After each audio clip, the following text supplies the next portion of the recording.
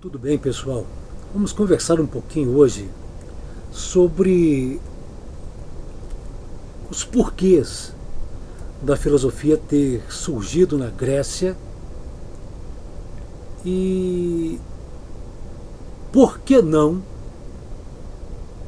em outro lugar, e por que devemos considerar a Grécia como realmente o território, o local onde a filosofia surgiu, mesmo que existissem traços de pensamento racional na China, na Índia e em outras civilizações orientais e asiáticas.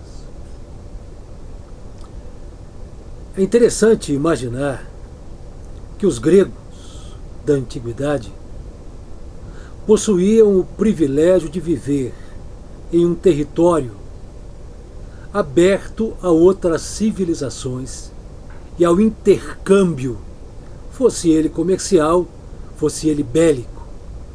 Muitos filósofos participaram de incursões, de guerras e conflitos, e seguiram líderes militares em vários lugares, e conheceram culturas de outros povos. Contudo, acredito eu que todo esse caldo cultural e de conhecimento que esses gregos conseguiram conhecer, de certa maneira, facilitou o incremento de uma forma de pensar o mundo, de uma forma de interpretar o mundo inédito e único em todos os lugares naquele momento. A filosofia surge na Grécia não por milagre, não por um salto inacreditável da cultura grega, não. Surge porque havia um contexto muito importante que beneficiou esses homens a atingirem esse nível de renovação, de interpretação das coisas e de colocar a natureza em seu devido lugar. Os primeiros filósofos gregos descobriram a luminosidade do todo, ou seja, descobriram que a natureza, que a realidade, que o mundo possuía a luz própria.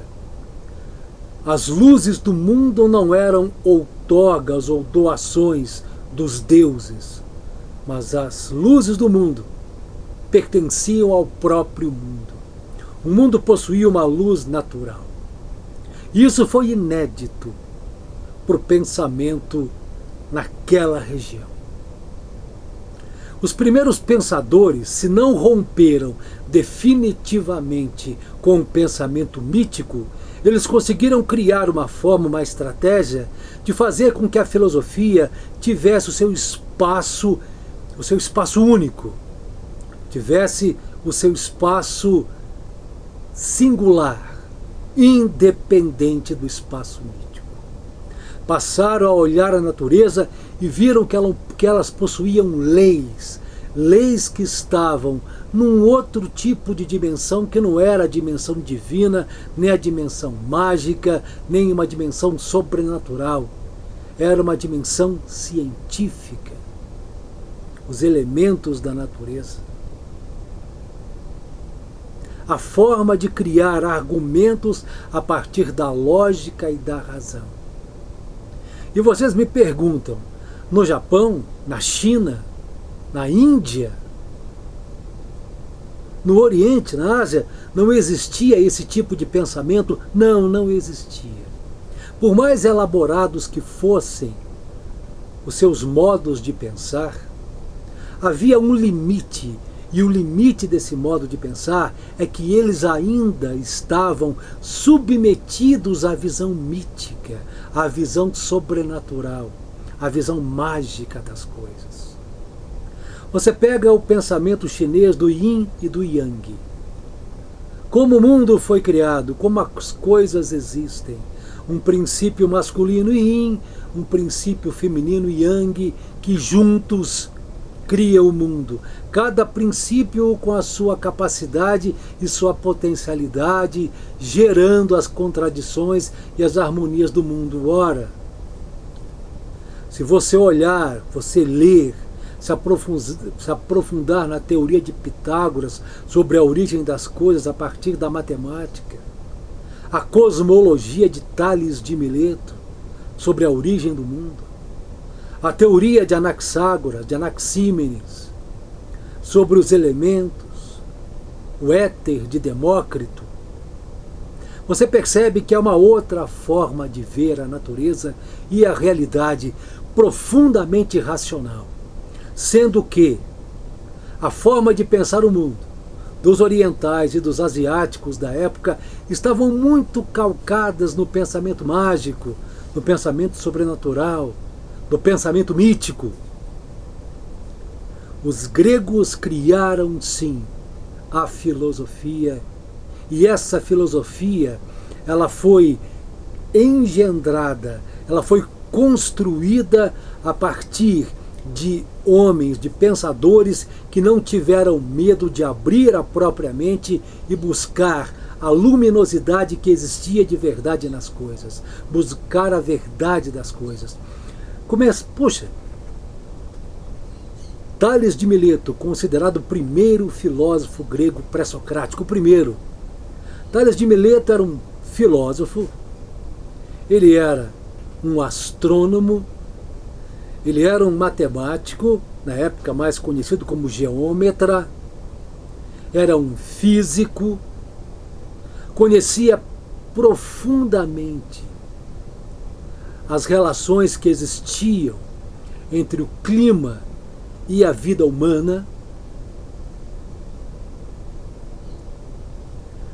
É impossível que essas qualidades estivessem em outros homens e outras civilizações. Os gregos possuíram essas capacidades, adquiriram-nas pelo contato com outras civilizações, mas porém buscando uma síntese, se podemos assim, a partir da crítica e da reflexão acerca da realidade.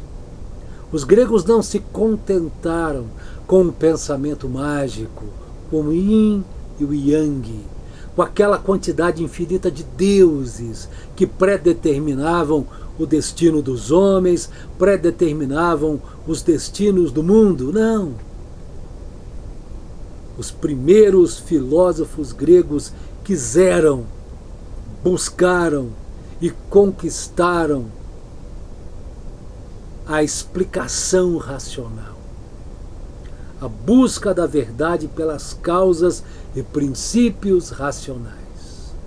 Esses primeiros pensadores, esses primeiros filósofos gregos, chamados de pré-socráticos, porque eram anteriores a Sócrates, eles buscaram os elementos que deram origem às coisas, ao cosmos. Eram chamados de cosmologistas. A cosmologia é a primeira criação filosófica, a primeira construção filosófica.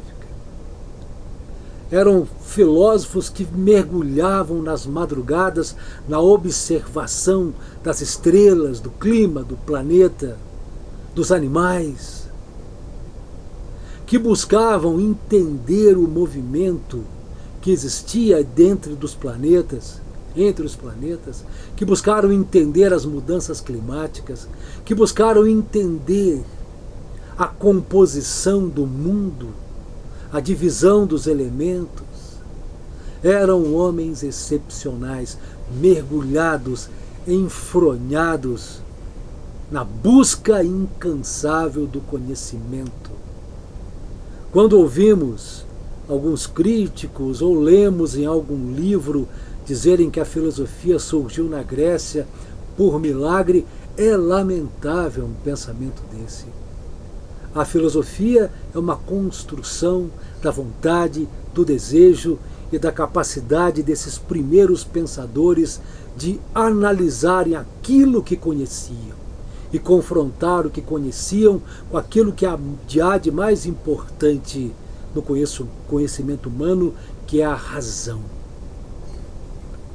Você não vai ver em nenhuma outra civilização humana da época a construção lógica do pensamento, a argumentação profundamente cativante e científica desses primeiros pensadores. E depois de toda a filosofia,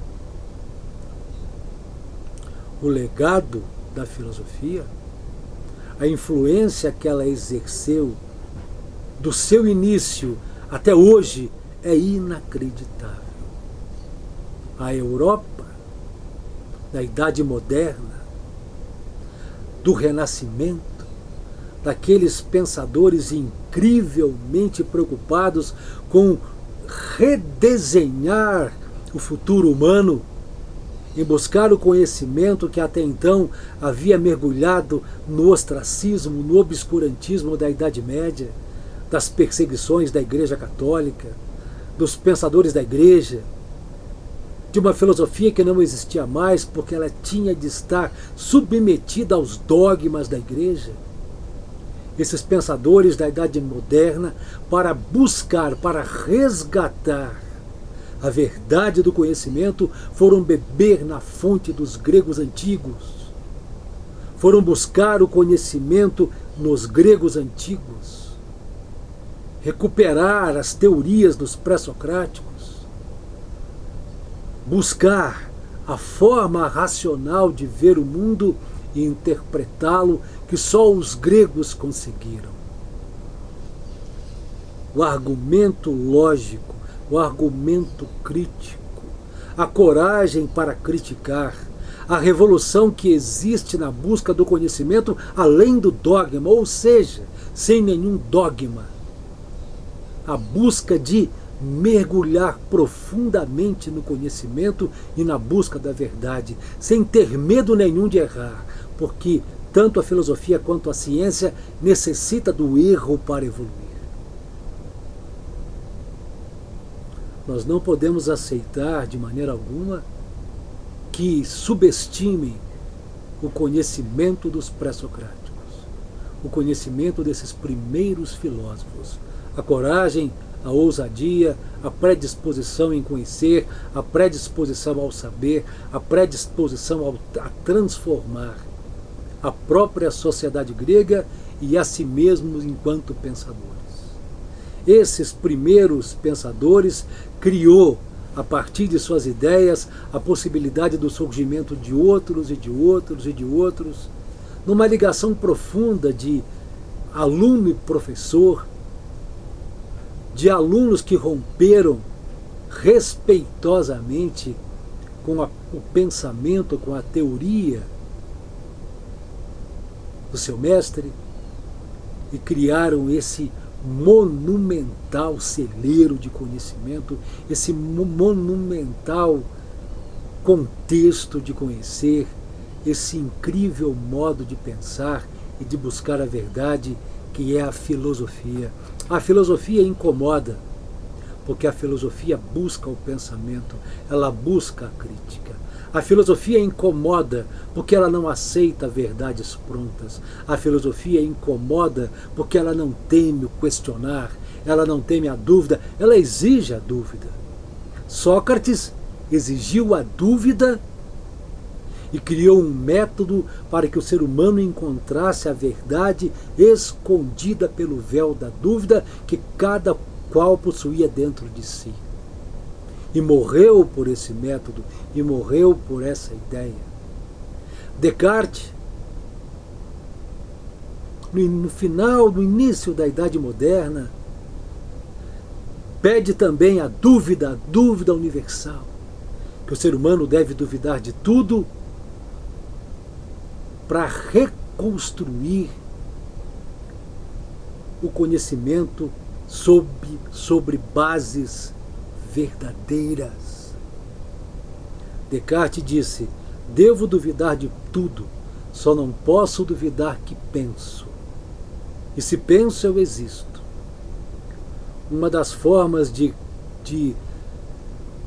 aceitar a existência, de ter certeza de que existimos, é o pensamento. Se penso, logo existo. E a partir daí, criou-se a ideia da necessidade da busca de um conhecimento calcado, arraigado na razão. A filosofia sempre vai buscar a verdade, e por isso ela incomoda.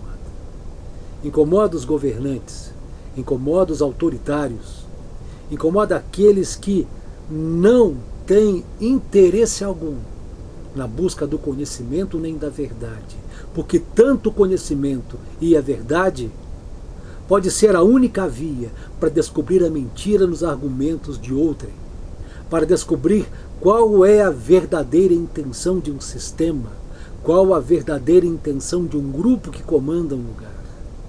Só a razão, a crítica, o conhecimento, a lógica, a busca da verdade. Por isso, muitos sistemas, muitos governantes não gostam da filosofia, temem a filosofia porque temem a verdade, porque todo o seu caminho é trilhado por sobre mentiras. Mentiras que interessam, porque levam ao lucro, os beneficiam em sua ganância de poder. A filosofia é humilde, porque ela quer o conhecimento. E ela sabe que o conhecimento é construído com muito estudo, com muita luta, com muita vontade. Muitas das vezes são horas e horas de estudos, de análises, de críticas. Quantos e quantos filósofos morreram pela verdade? Morreram pela evolução da ciência. Quantos? E quantas perseguições a filosofia sofreu na história humana, mas, contudo, a importância dos seus pressupostos, a importância de suas bases, faz com que ela sempre esteja, apesar de colocada em lugares que ela não deveria estar. A filosofia é a mãe de todas as ciências. A filosofia é o centro profundo daquilo que há de mais importante na evolução humana, que é o pensar e o conhecer. Ela não surge por um milagre, ela surge pela construção de homens que tiveram o privilégio de viver em um lugar onde puderam exercer essa possibilidade de analisar, de refletir. A filosofia é isso. Descobrir, desvendar as verdades escondidas das coisas e criticar profundamente os sistemas que se desvincularam dos seres humanos. A filosofia busca a igualdade, busca os direitos humanos, busca a verdade, busca a proteção da natureza, busca o encontro do homem consigo mesmo, o autoconhecimento, e busca principalmente permanecer sempre com a humildade de estar sempre apaixonada pelo conhecimento. Um abraço.